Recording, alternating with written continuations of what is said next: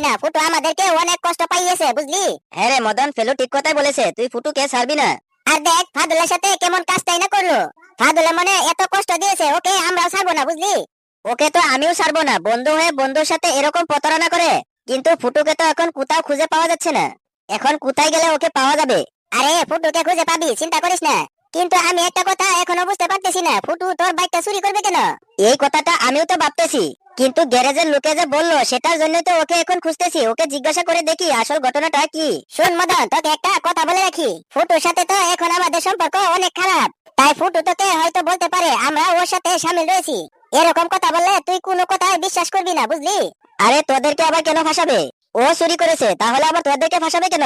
তুই কোনো চিন্তাই করিস না, ও তোদের কথা বললেও আমি বিশ্বাস করবো না। আমি যদি একবার জানতে পারি যে ফুটু আর কেলটু আমার বাইকটা চুরি করেছে, তাহলে দেখাবো মজা। দেখবি আমি ওদেরকে পুলিশে দিয়ে দিব বুঝলি।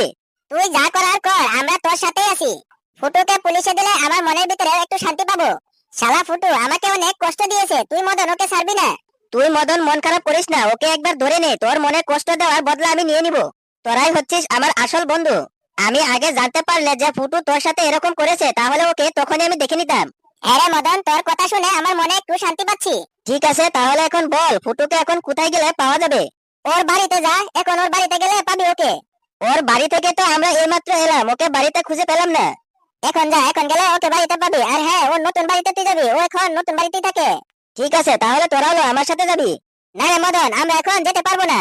ওর সামনে গেলে আমাদের অনেক রাগ উঠে যাবে। আর আমাদের এখন একটা দরকারি কাজ রয়েছে, তুই পিলটুকে নিয়ে যা। ঠিক আছে, তোরা তাহলে এখানে থাক, আমি পিলটুকে নিয়ে যাই। শালা ফুটু, তোকে একবার পেয়ে নেই, আমার বাইক চুরি করার মজা দেখাবো। যা, বাসা গেল, আর একটুর জন্য আমরা ধরা খেয়ে দিতাম। কিরে ফেলু, মদন তো সবকিছু জেনে গেছে, এখন তাহলে আমাদের কি হবে? ফুটু আর কেলটুকে ধরলে তো ওরা আমাদের নাম বলে দিবে, তখন কি হবে? আমার অনেক ভয় করতেছে রে। আরে এই ফেলু বেঁচে থাকতে তোরা কোনো ভয় করবি না, তোরা শুধু আমার কথা মতো কাজ করে যাবি। ওরা যদি তোদেরকে বলে যে আমরা ফুটু আর কেলটুর সাথে শামিল ছিলাম, তাহলে তোরা বলবি আমরা ওদের সাথে কোনো শামিল নেই, আমরা কিছুই জানি না, আমাদেরকে এমনিতেই ফাঁসাচ্ছে মনে হয়। এমন করে বললে কি আমাদেরকে ফাঁসাতে পারবে না? তোরা শুধু এমনটা বলবি, বাকিটা আমি দেখে নিব। শালা ফুটু, তোকে এবার দেখে নিব। ঠিক আছে, তোর যা ভালো মনে হয় তাই কর, কিন্তু আমাদেরকে কখনো ফাঁসাবি না। আরে চিন্তা করিস না, আমি তো আছি তাই না।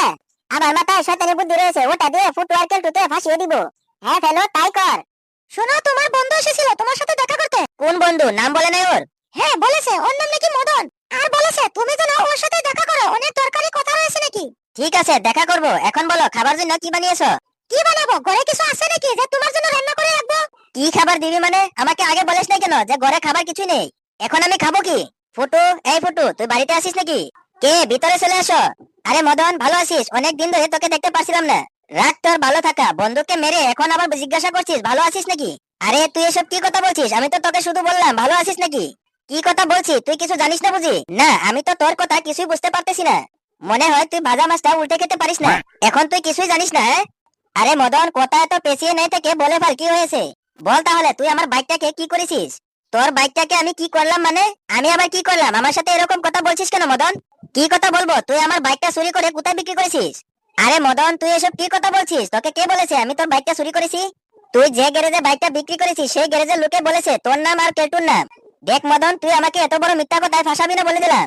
ঠিক আছে, তুই তাহলে গ্যারেজে চল, ওখানে গেলে সব সত্যটা বেরিয়ে যাবে। আমি কেন গ্যারেজে যাব? আপনি কি কথা বলছেন? আপনি আমার জামাইয়ের উপরে বাইক চুরি করার মামলায় ফাঁসাচ্ছেন কেন? আমার বাইক চুরি করে বিক্রি করে টাকা দিয়ে বিয়ে করেছিস? ফেলু, হাগু, ফাদুল ওরা বলেছে তুই আর কেলটু যে বাইকটা চুরি করেছিস। ও, ওরা তোকে এভাবে বলেছে আর তুই ওদের কথা বিশ্বাস করে ফেলেছিস? এখন আবার আমাকে চোর বলছিস? ঠিক আছে, চল তাহলে গ্যারেজে যাই, তাহলে তো প্রমাণ হয়ে যাবে তুই আসলে চুরি করেছিস নাকি। আমি যাব না কোথাও।